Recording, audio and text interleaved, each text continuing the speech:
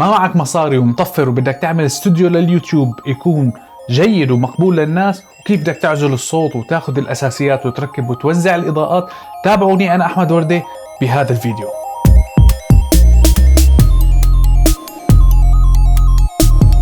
خلينا نفوت سوا ونشوف شو الإجراءات اللي ساويتها لأني ابني هذا الاستوديو بأرخص الأمور، تكلفة تقريبا $100 مو أكثر من هيك. أول شي حاول تدور على غرفة، أي غرفة، مو شرط غرفة النوم، لكن أنا بحالتي ما عندي غرف للأسف لأنه أعطيت غرفتي تبع الشغل لبنتي، فبالتالي لازم يكون عندك غرفة بالحد الأدنى 2.5 متر، والسبب حتى وقت تستخدم موبايلك أو الكاميرا تبعك تاخد أكبر مساحة ممكنة بالغرفة. هذا الشيء حيعطي أريحية وقت الشغل، حيخلي المشاهد يرتاح نوعا ما، يحس إنه أنت بمكان كبير. هذا الشيء بدفعنا لننتقل للشق الثاني. إذا كنت عم تستخدم كاميرات DSLR لازم تستخدم عدسات تحت 50 ملم، والسبب كل ما كانت القيمة أصغر كل ما كان الزاوية اللي عم بتصورها الكاميرا أكبر، فلذلك أنا عم بستخدم هون عدسة 17 ملم. حاول الحيط وراك يكون بلون واحد سادة، ما يكون عليه نقشات أو حركات، لأنه هذا الشيء حيسبب بالنسبة للمشاهد نوع من التشويش.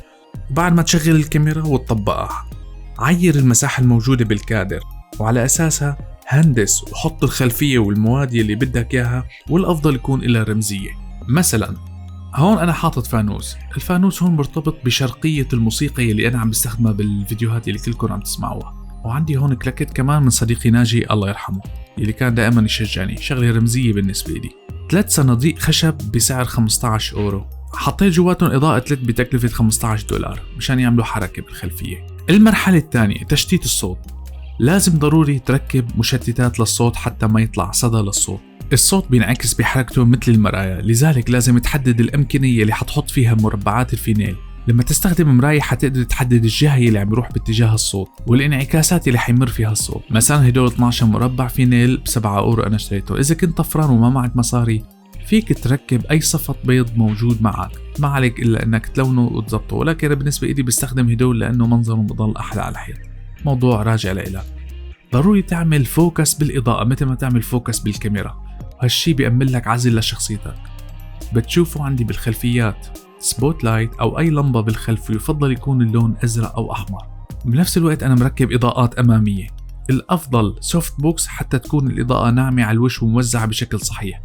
واللي ما معه مصاري في يجيب أي صندوق ركب جواته لمبة وحط ماشة بيضة فوقه عادية، هذا الشيء حيوزع الضوء بشكل متساوي على الوجه. وبالنهاية عندي وقت بدي قرر إني سجل، ما علي غير إني أدفش التخت وحط هاللمبادير يلي وراي يلي على شكل كرة أرضية واللي سعره تقريبا رخيص، وبحطه حتى أعمل شوية تباين وبعمل حركة وأجواء سسبنس بالمشهد.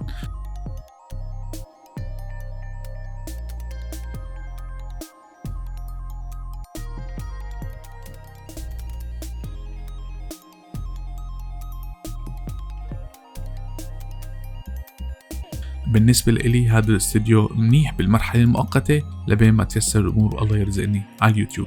إلى اللقاء جميعا. بنهاية المطاف بشكر كل يلي تابعوني، بتمنى منكم تحطوا تعليقات وتدعموني بتعليقاتكم، تطلبوا مني شو الشيء اللي انتم حابينه. قريبا حوقف سلسلة اليوتيوب، حبلش كمان اعمل شيء عن التاريخ ايا يكن، غير السلسلة، ما ضل ملتزم باي شيء انا عم بشتغله. لا تنسى تعمل سبسكرايب وتدعمني. انا احمد وردة ولكم مني طيب المنى والى اللقاء.